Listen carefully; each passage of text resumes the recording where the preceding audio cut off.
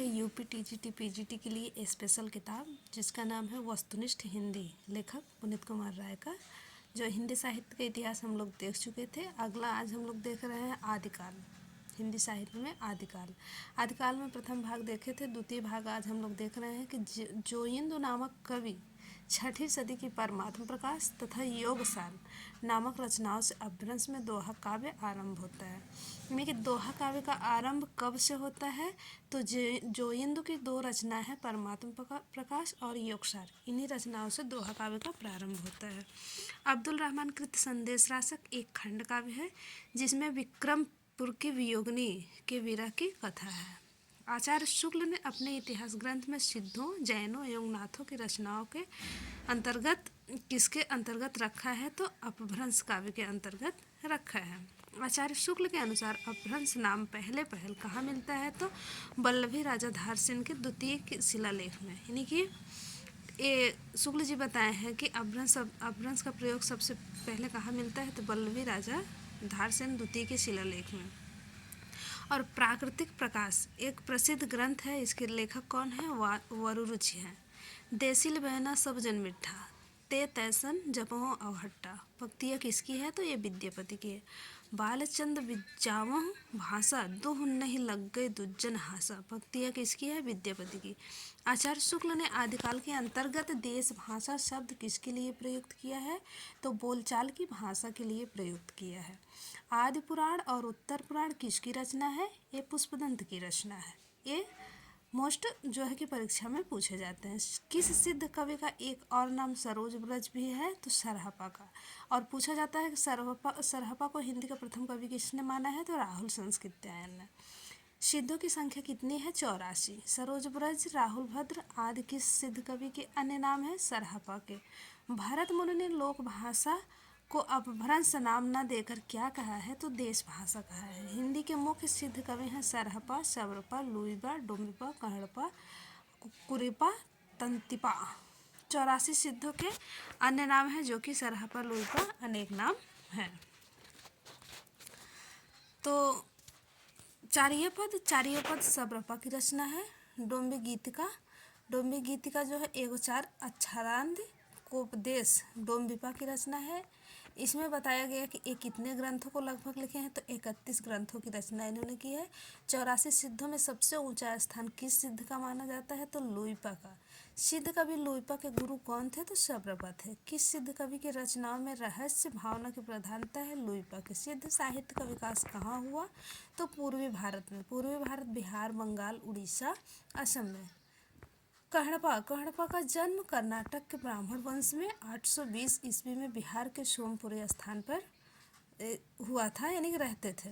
गुरु जालंधर 64 ग्रंथों की रचना, अधिकांशतः दार्शनिक विषयों पर रचना इन्होंने की है। कुक्कुरिपा का जन्म कपिलवस्तु के एक ब्राह्मण वंश में हुआ था। गुरु चरपटिया 16 ग्रंथों की रचना किए थे। नाद न बिंदु न रवि न शशिमंडल पंक्ति किसकी है? सरहपा की। ये मोस्ट इम्पॉर्टेंट पंक्ति है जो कि सरहपा के अनेक परीक्षाओं में पूछे जाते हैं। नाद न बिंदु न रवि न शशिमंडल, पंडित सल सत्तवा खंड, देह श्रुद्ध सबस बसंत न जाने, अमर तेन विखंड, तेड़ विछंडे भैर हाउ। पंडित पंक्तियाँ किसकी है? सरहपा की। जहि मन पवन न संचरय, रवि शशि नाही पवेश, तहि बट चित्त विषाम करु, सरह कहीं उवेश। ये भी पंक्ति किसकी है? सरहपा की। जीवंत जो नव जरसो अजरारम होय, गुरु उप ऐसे बिल्लव विभल मई, सो पार गड्ढा कोई। पंक्ति किसकी है? सरहपा की। काका तरुअर पंचव्यान, ये भी पंक्ति किसकी है? लुइपा की। सहजे धीर कर वारुथ साथ, पंक्ति किसकी है? विरूपा की। तो ये पंक्ति है, पंक्ति से पूछे गए प्रश्न है। ये भी पंक्ति से ही लिया गया है। डॉक्टर रामकुमार वर्मा ने नाथ पंथ के चरम उत्कर्ष इसमें पूछा जा रहा है कि ससुरे निध गेल बहुंडे आ गए, पंक्ति है किसकी है? कुरियप्पा की। सिद्धों का विकास किससे हुआ है? तो सिद्धों के विकास हुआ बौद्ध धर्म के ब्रजयान शाखा से। महाराष्ट्र के संत ज्ञानदेव के अनुसार गोरखनाथ की शिष्य परंपरा है आदिनाथ, मत्स्येंद्रनाथ, गोरखनाथ, गैग्रीनाथ, निवृत्तिनाथ, ज्ञानेश्वर नाथ। पंथियों का हठ योग साधना का विकास किसकी प्रक्रिया में हुआ है? सिद्धों की प्रक्रिया, वाम मार्गी भोग प्रधान योग साधना की प्रक्रिया में।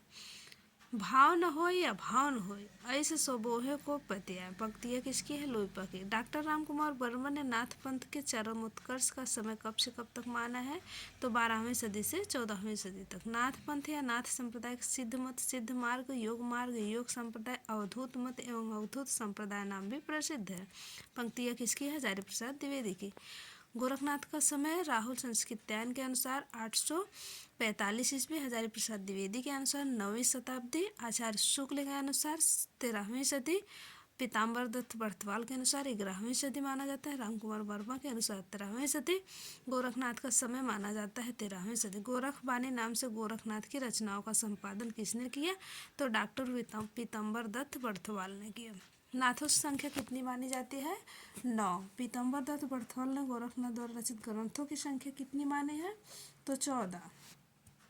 इसमें है शबदी, पद, प्राण, संकली, शिष्य दर्शन, नरवय बोध, अभय मात्रा, जोग आसम, बोध। 15 तिथि सप्तवार, मच्छिंद्र, गोरख, बोध, रोमावली, ज्ञान तिलक, ज्ञान, चौतीसा, पंचमात्रा। गोरखनाथ ने अपने मत का प्रचार कहाँ किया?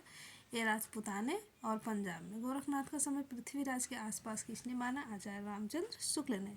नाथ परंपरा के अनुसार मत्स्येंद्र नाथ के गुरु कौन थे? जालंधर नाथ। गोरखनाथ के गुरु थे मत्स्येंद्र। बालनाथ का टीला कहाँ था? पंजाब के नमक के पहाड़ों के बीच। आचार्य शुक्ल के अनुसार सिद्धों से अपनी परंपरा अलग किस नाथ ने की है? जालंधर नाथ ने।